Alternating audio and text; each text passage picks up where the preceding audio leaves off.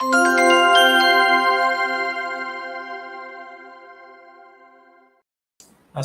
alaikum and welcome to the Community Warehouse. This is Imran Nanlawala and I'm joined by my esteemed colleague Habib Qadri. Habib, how you doing? Hi, I'm doing well, doing well.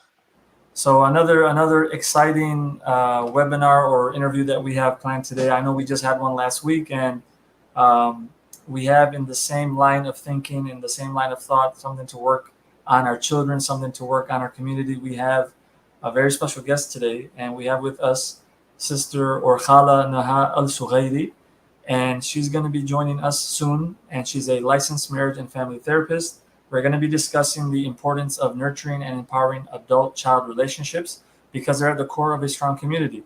Khala Naha teaches parenting classes and is a teacher trainer. She focuses on connections and encouragement using the positive discipline from an Islamic perspective. She, as I mentioned, is a licensed marriage and family therapist, certified in positive discipline, and is a lead trainer in that discipline. She has a PhD in Islamic studies. She also has a master's in counseling from California State University and a bachelor's in zoology. So without further ado, I bring on our very own Khala Naha. Salam alaikum. Wa alaikum Alaikum salam. salam. How are you I'm doing? very, Alhamdulillah, I'm very honored to be here with you, both of you. I mean, it seems like you're my kind of people. You're passionate about our community and want to educate and teach and improve our community. So I'm very honored to be with you. Thank you for the invitation.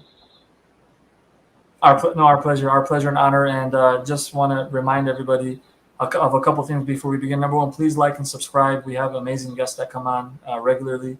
So liking and subscribing and sharing this content with your followers would be very beneficial. And before we end today's session, we're going to be sharing some really amazing links. Our auntie here has a course or courses that she sells or that she propagates online. She also has a counseling service and has an amazing book that is available on Amazon. So we're going to be sharing those links. There we go, along with her social media handles, which we'll put in the comment section. So please benefit. She's been doing work in the community for a very long time and has benefited countless individuals and families. So we ask the Almighty to accept that from her. And we'll go straight into the first question because we know that time is of an essence. So Khala, the first question for you is, from what you're seeing based on your work, what do you think are the challenges that parents and teachers are struggling with the children and the youth of today? In general? Yes. Not necessarily, not necessarily because of after COVID, just in general. We can start general, and then we can focus on the post-COVID. I think for me mainly, maybe okay. Let's see how I'm gonna phrase it. For me, I see the problem. I look at the problems at the core. Okay, so there are symptoms. Okay, of the problem. Like, for example, we could say the youth are addicted to drugs or porn or, all of these are all symptoms, okay? But then let's look at what is behind all of these symptoms. And for me, I look at what is happening in the relationship between the adults and the children, because I strongly believe that the adults have a major role to play in the lives of the children, whether we are teachers or parents. So the main concerns I have with these relationships are as follows. Number one, adults, especially parents, many of them are quite busy. They're quite busy, either with work or busy with life, enjoying life. Even when they are with their children at home, they're also busy. They're not engaged. They're not intentional in their interactions with the children. And to me, that's a major problem. Okay, so that's one. The second one has to do with the era we are living in right now. And so the era we're living in right now is basically, especially in the US. Okay, so I live in the US, and both of you live in the US. So sometimes we cannot overgeneralize to the rest of the world, but still I see it's a pattern that I see in other countries, which is the emphasis on protecting children from pain. And this comes up in like in different ways. So it comes up in okay, whenever the child is experiencing anger or sadness, the parents are not necessarily teaching how are we going to train the child to handle these emotions, because these are part of life. Hmm. There is no life that is going to be devoid of these particular because this is Allah, how Allah created us. You know, Allah in Surah Al-Balad, he talks لَقَدْ خَلَقْنَا الْإِنسَانَ فِي كَبَدٍ. I have created humans in constant turmoil. That is the nature of life. It's not devoid of struggles and pain. So unfortunately, because there are many parents and teachers who love the children a lot, they think that we need to protect them from experiencing life. We need to shield them from pain. We need to shield them from hurt, and that we end up having young adults who are fragile. And the first person that actually, brought this to my attention is, may Allah have mercy on his soul, is Dr. Hathout out of LA. I remember listening to him talking one time about the fragility of young people, because mashallah, rahmatullah alayh, he worked with the young people in our community for many decades. And so he was talking about the shift that he started noticing in the young people. Like before, they would be able to hear, recommendations or advice without being upset. And then over the years, they become upset, hurt, and they feel. And so he's like, this fragility. But this fragility is coming from a place. It's coming from we as adults. From early age, we are protecting the children from experiencing life. So this is, to me, the second point. So the first one is adults are busy. They're not really truly engaging with the children in a meaningful way. And let me give you an example of what is a meaningful way of being engaged with the children.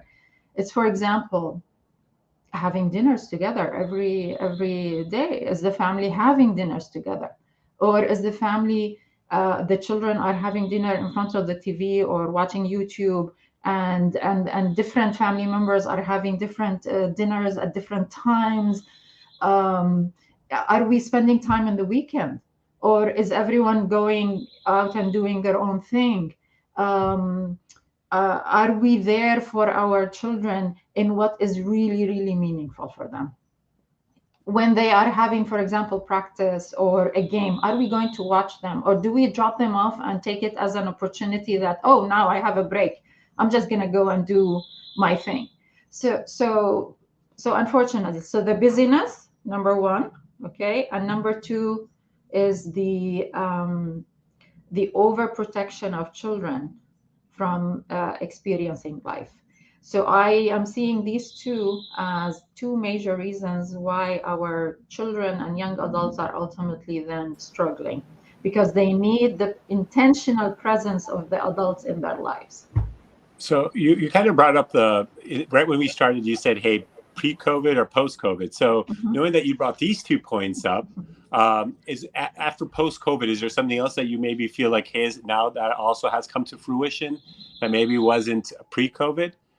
So what has, at least in my little experience, what I have observed now is the intensifying, okay, of the overprotection. So because during COVID, we all were stuck at home. Okay, so alhamdulillah, some people were able to connect with their family members really in a much more meaningful way. But then also we had families where the children also isolated more, and they were online way more than before COVID. And so that segment of the young people or children, those are the ones I worried about after COVID, because they came out of COVID worried about social interactions. Like they started worrying about, how do I talk to this person? How do I deal with this? And some of them were afraid of going back to actually dealing with people live in person. This is, yeah. You brought up the fragility. So like the first thing that pops into my head is like, how do we approach this? Because on one approach is the heavy hand, right? and on one approach is the soft approach. So like, what is that balanced approach in terms of, if we come from a back home culture and we, like Habib and myself, we grew up in Chicago, we grew up in the 80s and 90s, there was a physical component to discipline, and as men, there's also part of our nature that calls to being disciplined in a certain way, which may be different than the way girls like to be disciplined. So we both coach basketball, we both coach young men, and there's this rapport that you try to get with the guys. So I'm just thinking, as someone who has young kids as well, what is this balanced approach, and how do we avoid leading them to become fragile, but at the same time not using too heavy of an approach? So the key word, as you said, is balance. And so balance is, we're not going to be harsh and aggressive, and we're not going to be too soft. We need to be somewhere in the middle. So to be in the middle means we are going to, in positive discipline, we call them, we're going to be firm and kind at the same time together. So it's not like sometimes I'm going to be firm with them when the situation demands, and sometimes I'm just going to be kind and give them what they want. That's not being balanced. Balance is at the same time. So the hardest thing for parents is, how do I handle situations that I don't like or I don't approve of? So parents and a lot of adults in our community, their belief is, if it's a behavior that I don't like and I disapprove of, then I need to be harsh and aggressive. This is the only way I can do it. But there are other ways, of handling, the situation, which is like, you set limits. Definitely, you can set limits, but at the same time, you don't need to set them with disrespect. And nowadays, also in the era we're living in, it's really not a good idea to set limits with physical discipline. Because I know in our community, some people believe that, let's spanking, is a good idea. Spanking teaches kids. And I have parents who come into my class and they tell me, well, spanking worked for me. So why aren't you telling me don't use spanking in disciplining my children?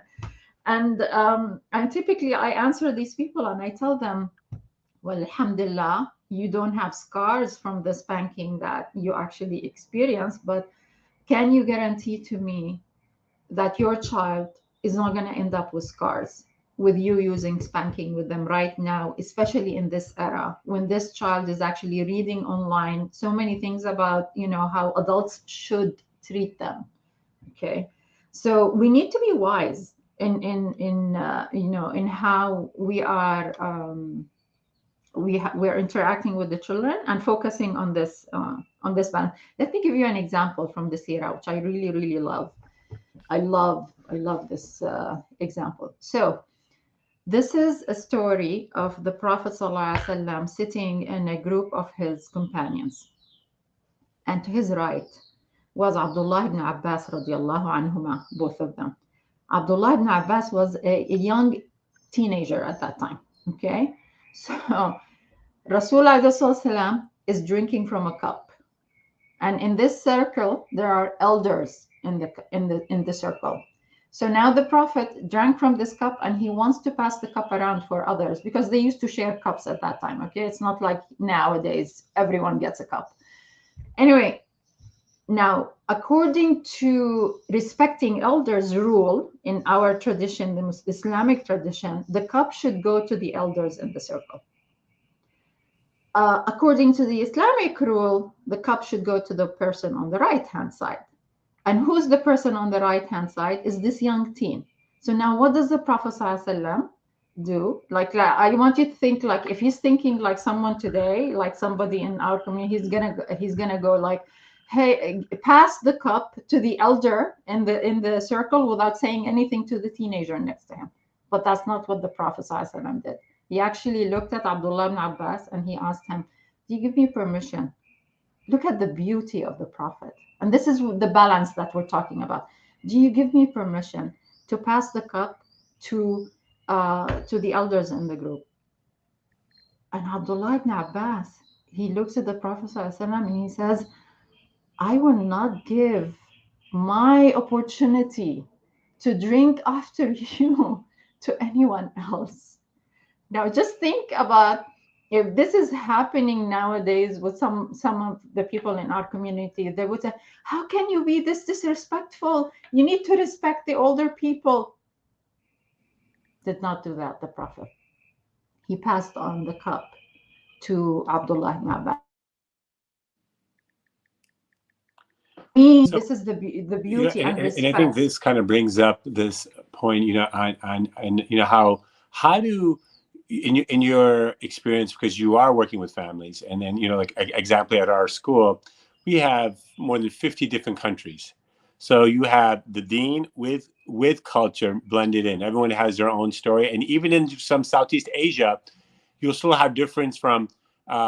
He's Gujarati, like Imran. I'm from Hyderabad. We might even have our own little cultural, then a subculture to the subculture, right? So you have that. So when you're doing, your counseling and this idea of really building better parent-children relationship, what can communities do or schools do that you think would be viable for kids, in a respectful way to help individuals, right? Just like that one parent that said, well, this is the way I was, I'm fine, right? And a lot of times they like, well, are you really fine? Have you really, maybe that's why you're having a tough time talking to your kids, because you always get angry because the only way you knew how to resolve it was by hitting, right? Where everyone always thinks like, I'm fine, because not a lot of people want to do their self-reflection.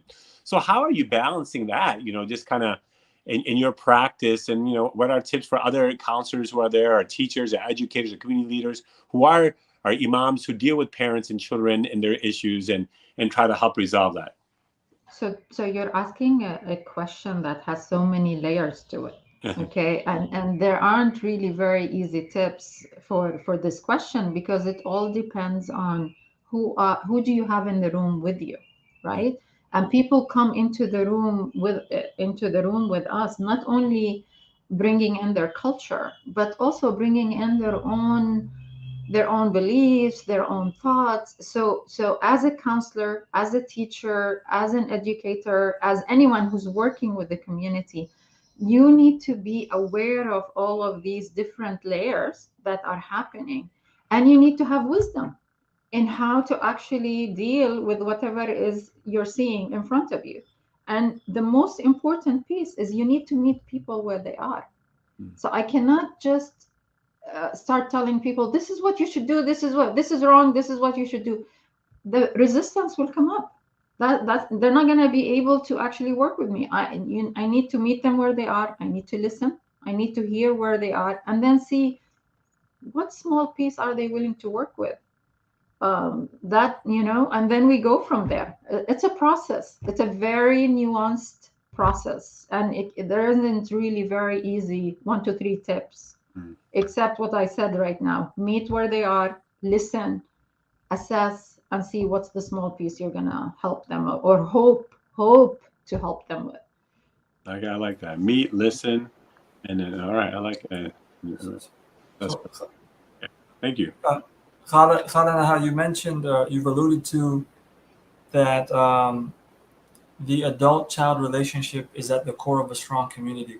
So, given that fact, what are some tips that you have for parents and teachers for building more positive relationships with children?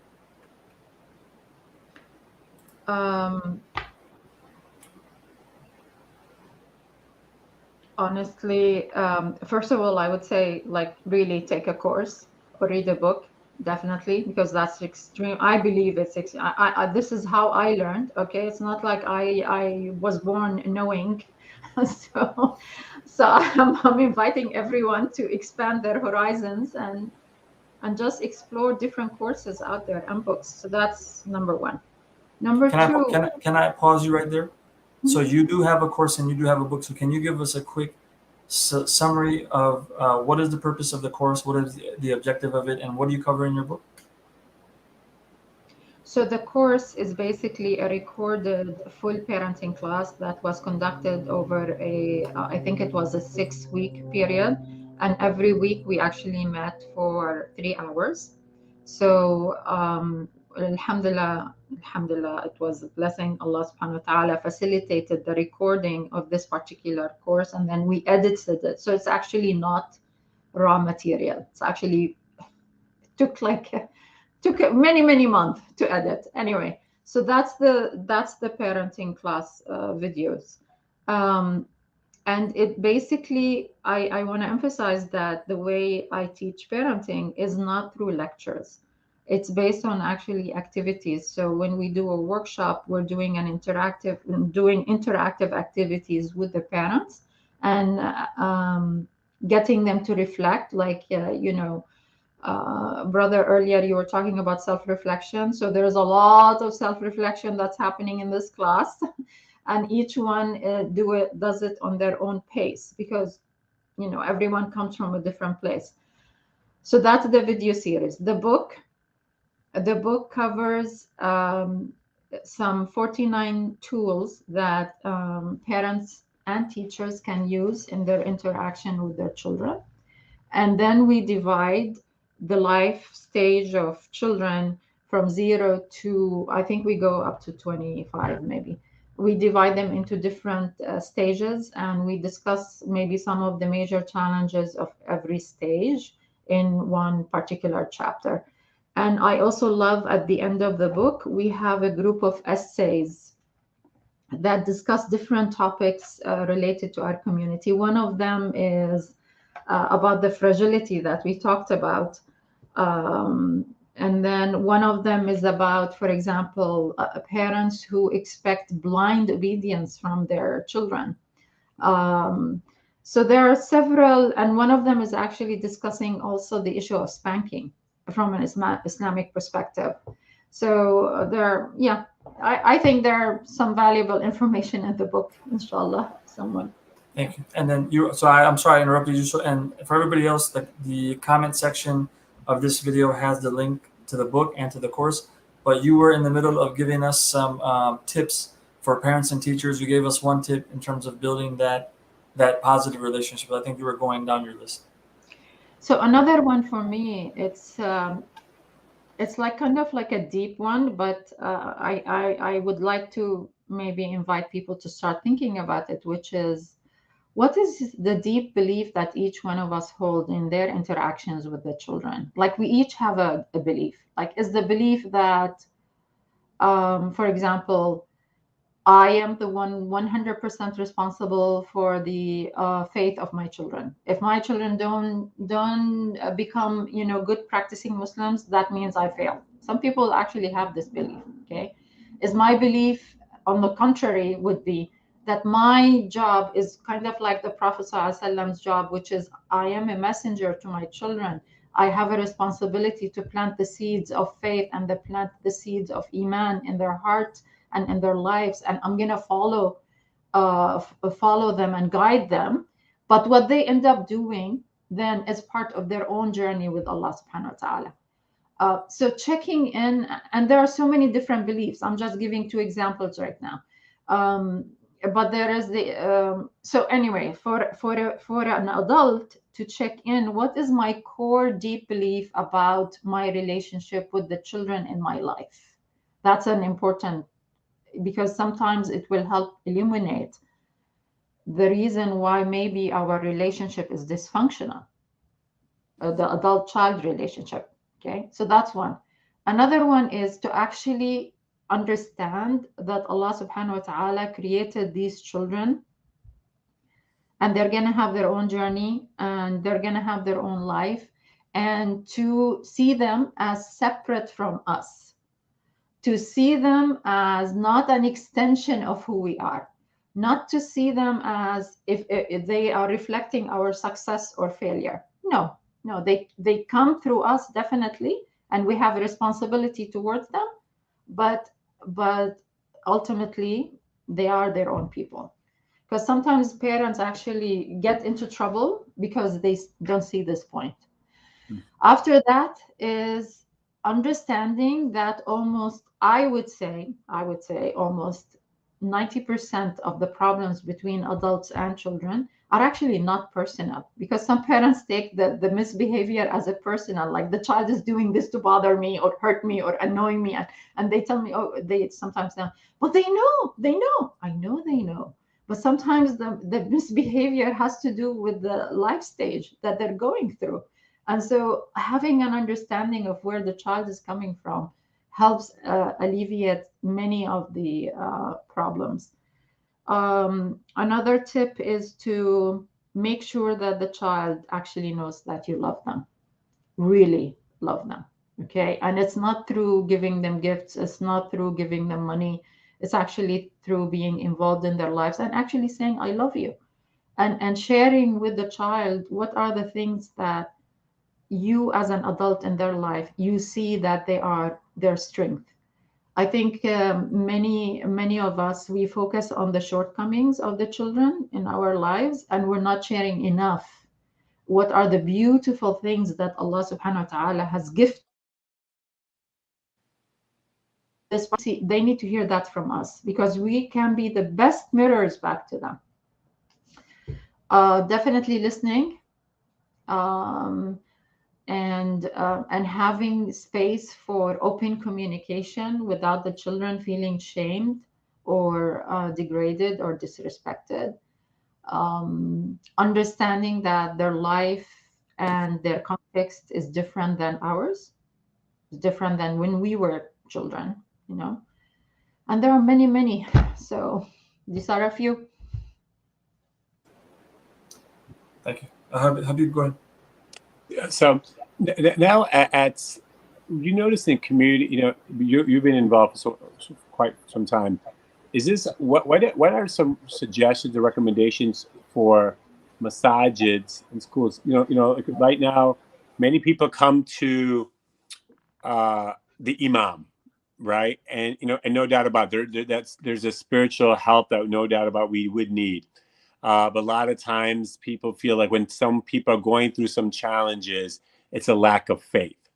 And and then we want to make sure that people understand that it's okay to get support. It is okay that you're maybe having some tough time with your child, or it's okay that you have some mental illness, and getting therapy and support.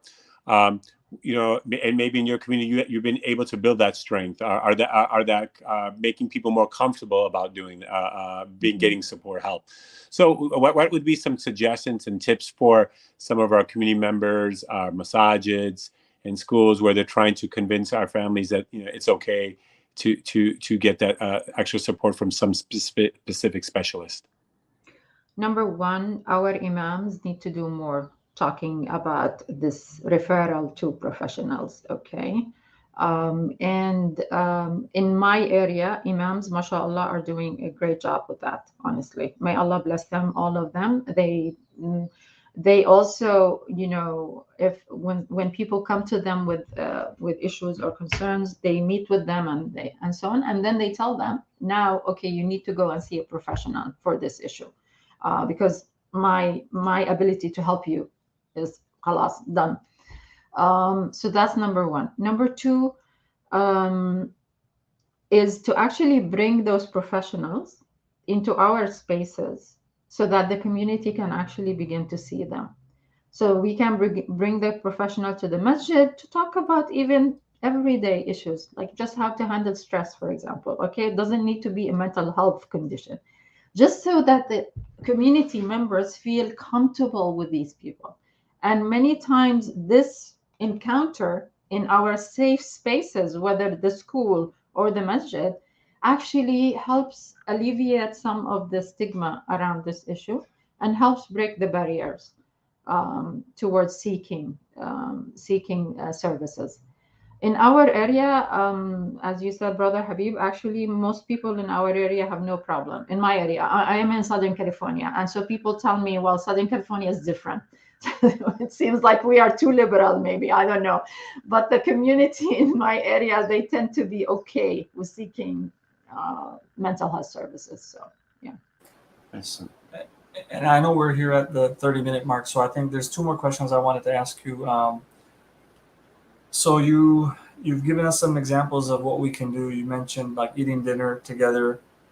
having the conversations with the kids. You also mentioned loving them sincerely, mentioning, that I love you. So can you give us just some quick examples of like specifics based on the principles that you mentioned? Like, so if I wanted to implement some of these starting tomorrow in my house specifically, what could I do? So that's one question. And then the last question, you just brought up the seeking the professional help. But when do we know it's time to seek professional help? Like, what are the signs and the symptoms? So those are my last two questions. So for very quick tips, number one is, does the family have routine? Routines are extremely important. Okay, I know some people think, oh, that's so boring. Yeah, okay, it might be boring, but children actually need safety. They need predictability.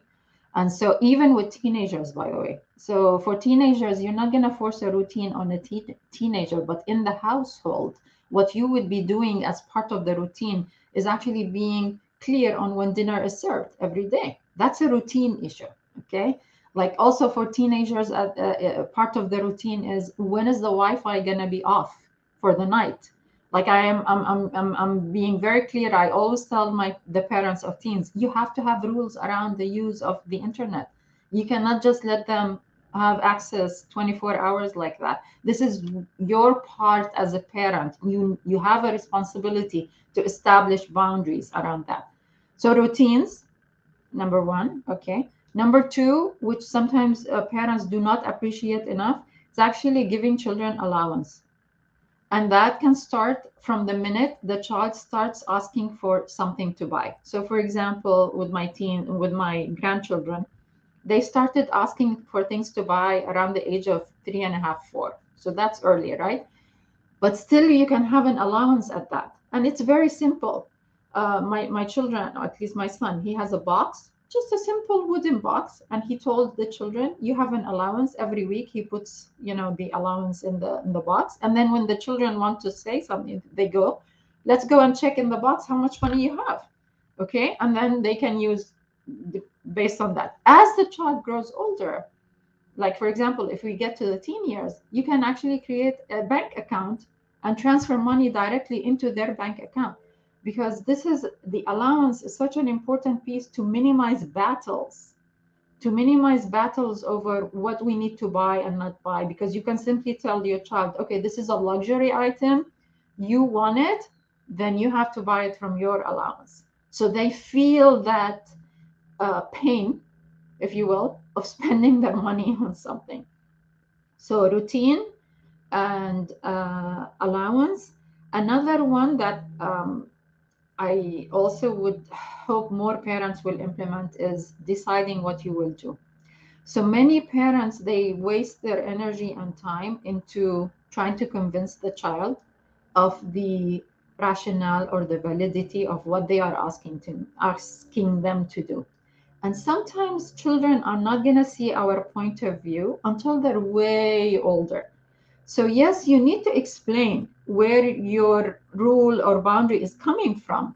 But after that, don't wait for them to say, oh, yeah, I'm convinced now. Yeah, of course, I see your point. They're never going to say that to you. So, focusing on what are you as a parent going to do, rather than waiting for the children to kind of like obey you, because that's where parents waste a lot of energy. Okay, and they tell me, well, we made a deal but he's not following the deal.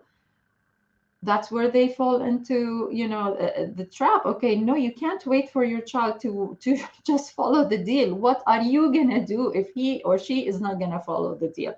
If they're not turning off, for example, giving you their phone at 10 p.m. at night because it's the curfew, okay, are you just gonna let it slide and say, oh, I'm so sleepy, I'm tired, okay, let's khalas bukra, I'll deal with it? No. 10 p.m. they didn't give you the phone, you're gonna go into the room, extend your hand and say, where is the phone? So this is deciding what you will do and following through is one of the most important tools that parents nowadays are not implementing. I think those are enough, right? Yes, and the last one was just the signs and symptoms for when to seek the professional help. Okay. So if something has been going on for a long time, like for example, let's see, you observe that your child, for example, it looks like your child is depressed, and it's been more than 2 weeks, okay, definitely you need to go and seek professional help. Okay, you see, 2 weeks. 2 weeks. If a child is self-harming, immediately you have to go and seek professional help. Okay, if a child is telling you, I hate life, my life is not good, I'm thinking of killing myself, immediately we need to go and see a professional help. If you notice that your child tends to be on the anxious side, always anxious about things and events and so on, you need to, now this is not an immediate, but you also need to seek professional help, because actually it's the earlier you help your child dealing with anxiety, the easier it will be for him or for her to actually learn how to cope with that. Another one is if you notice that your child is exhibiting obsessive compulsive behaviors, and that's actually very clear. Okay, you also, the earlier you start, the better it is for the child. If you notice, if you start hearing that the child is talking about they don't like themselves, they hate themselves, so they could be not suicidal, but they don't really value themselves, they don't see that they're good at something, also seek professional help, because you want someone to help your child to change their perception of themselves. Definitely, of course, drugs. Okay, if the kid is, you know, involved in drugs, definitely also. And if you are suspecting the child is addicted to pornography, another one.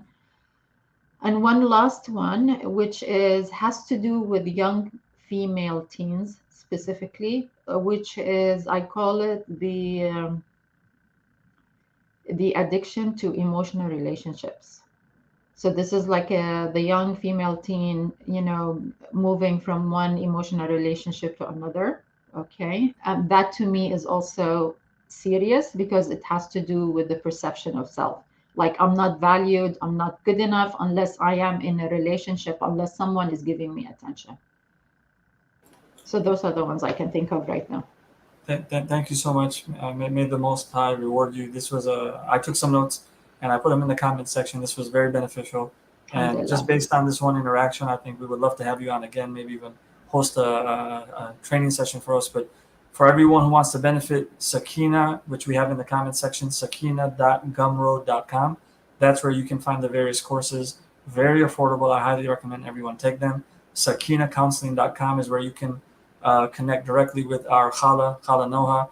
And then we also have the Amazon book, which is also in the comment section. And we've also shared the social media profiles, and that is Naha Al-Sughairi and Positive Discipline Muslim Home. So please follow our beloved Ant, sign up for the courses and get the book. Thank you so much. Thank you. And the videos are self-paced, so it's not like they could just watch on their own. Yes. Yes. Yes. Thank you. Reward you, and excellent. And please make sure you make dua for us, Khala. Oh, we all make dua for each other. This is how it works, inshallah. Yalla, jazakum. Hearing those duas.